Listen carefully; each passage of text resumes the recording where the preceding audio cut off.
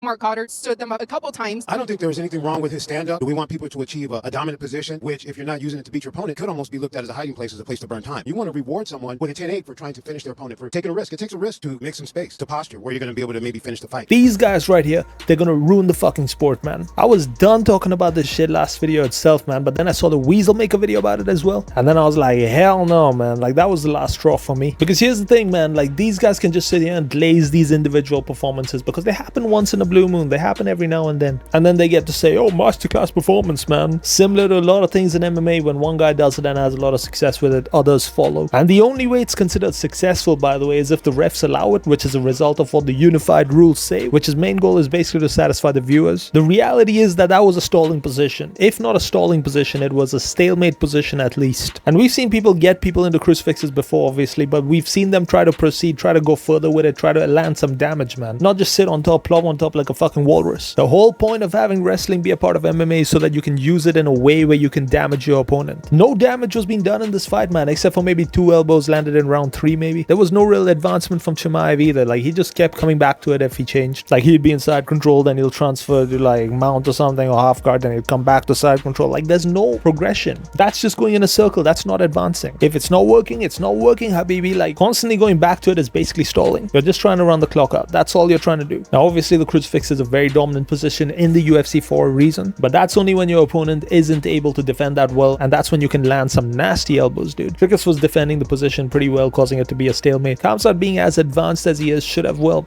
advanced the position maybe. Now, coming back to these goofs, they cannot convince me that they enjoyed this fight, man. I was watching the fight companions, they weren't even watching the fight half the time. Adjusting this, changing that, reading chat, like, come on, man. Or they'll go, oh, the fight's boring because of Dricus, man. The only thing exciting to y'all was that your guy was winning after you made the video. Come back to this video or whatever after Khamzat wins. That's the only reason you were excited to watch this fight. The only time y'all's eyes was glued to the screen was either on the stand-up or when Dricus was on top in that last round. Quit playing, man. Like, y'all know this shit is boring. How the fuck can you find a stalemate fun? I don't get it, dude. Like, you might as well watch paint dry. To be fair though, Joey was hyped. He had a lot riding on him, and like, this was basically his life. But yeah, no one's getting hurt, no one's getting finished from this position. Y'all just got a large Muslim following because y'all keep glazing the Dagestanis and glazing Belal. Good business move, man, I get you. There's a lot of them and y'all capitalized on the market, like, good for you. But don't fucking ruin the sport just to make your fans feel better about themselves. I say themselves like they got a champ. Like, dude, Iqbal from Saudi Arabia doesn't have a fucking champ. In that case, guess what? You have Joseph Rajan Xavier or something, a Christian dude from India probably, with like 6 champs right now. Well,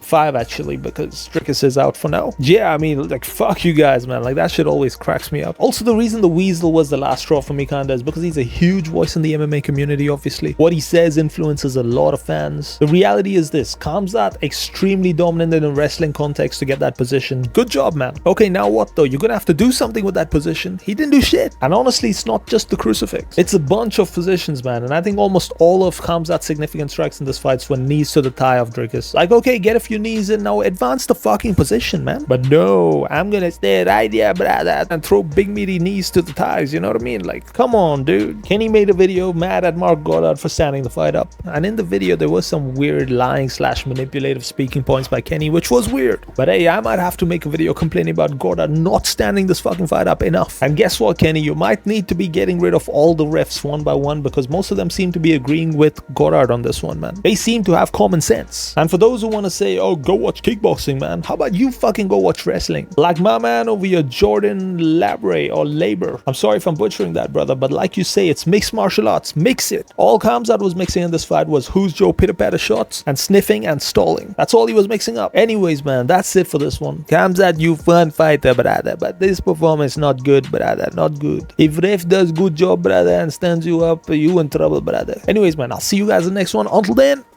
take it easy, yeah.